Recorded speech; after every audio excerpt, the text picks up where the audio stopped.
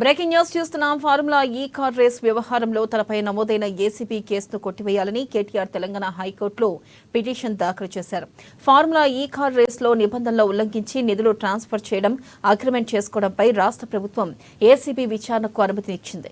ఇక దీంతో కేటీఆర్ పై ACB case నమోదు చేసింది. ఇక ఈ కేసులో ఏవన్గా కేటీఆర్ పేరును ఏసీబీ చేర్చింది.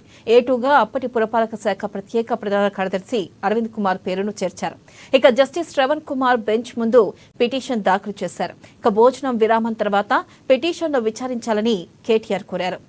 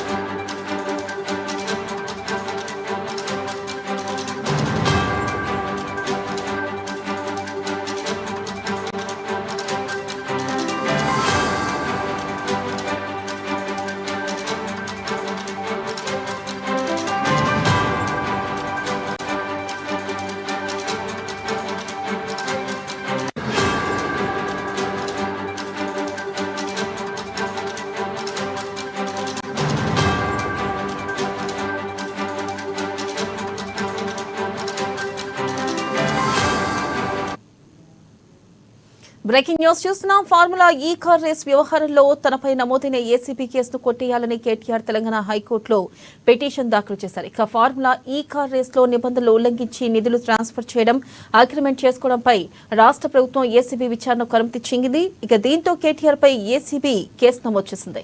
దీనిపై మరింత సమాచారాన్ని మా బ్యూరో చీఫ్ కృష్ణమూర్తి అందిస్తారు. కృష్ణమూర్తి, చెప్పండి, ఇప్పటికే ఏదైతే కేటీఆర్ మీద వేసిన కేసు ఫార్ములా ఈ కార్ రేస్ ను కొట్టివేయాలంటూ కూడా ఇటు లంచ్ మోషన్ పిటిషన్ వేశారు. ఈ నేపథ్యంలో మరి కేటీఆర్ కు ఊరట లభించే అవకాశం ఉందా, లేదా త్వరలోనే కేటీఆర్ అరెస్ట్ అయ్యే అవకాశాలు ఎక్కువగా కనిపిస్తున్నాయా? అప్డేట్స్ ఏంటి? థ్యాంక్ యూ వెన్నెల. కొద్దిసేపటి క్రితం మాజీ మంత్రి కేటీఆర్ హైకోర్టులో లంచ్ మోషన్ పిటిషన్ వేశారు. ఆ పైన ఏసీబీ నమోదు చేసిన ఈ ఫార్ములా కేసులో ఏసీబీ నమోదు చేసినటువంటి కేసును కొట్టేయాలి, అతను ప్రమేయం లేదని ఆయన కోర్టును అభ్యర్థించారు. దీని మీద విచారణ లంచ్ తర్వాత అంటే మధ్యాహ్నం 2:30కు విచారణ మొదలు పెడతామని చెప్పారు.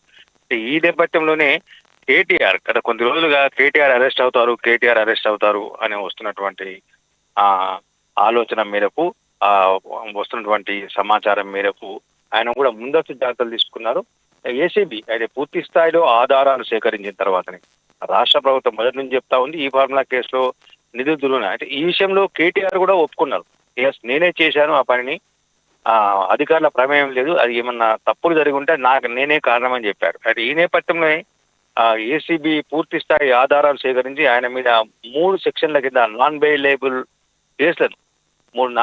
కేసులను నమోదు చేసిన నేపథ్యంలో ఆయన అరెస్టు ఖాయం అని చెప్పేసి నిన్న నుంచి ప్రచారం జరుగుతోంది. నిన్న ఏసీబీ కూడా ఎఫ్ఐఆర్ ఇష్యూ చేసినట్టుగా ప్రకటించింది. అందులో ఉన్నటువంటి అంటే ఎఫ్ఐఆర్ ఎందుకు ఇష్యూ చేయాల్సి వచ్చింది, ప్రాథమికంగా ఏసీబీ చేసినటువంటి దర్యాప్తులో తేలిన అంశాలు ఏంటిది, వీటి మీద స్పష్టత కోసం కేటీఆర్ ను తర్వాత అరవింద్ కుమార్ ఎండిఏ గతంలో పనిచేసినటువంటి అధికారి ఐఏఎస్ అధికారి అరవింద్ కుమార్ మరో అధికారిని కూడా విచారించాల్సిన అవసరం ఉందని చెప్పేసి ఏసీబీ ఎఫ్ఐఆర్ లో పేర్కొన్నారు. ఈ నేపథ్యంలో కేటీఆర్ ఏదైతే పిటిషన్ వేశారో ఈ పిటిషన్ కొంత ఆసక్తికరంగా ఉంది. మొన్న గత వారం జరిగినటువంటి అల్లు అర్జున్ కేసులో కొంత ఈ లంచ్ మోషన్ పిటిషన్లోనే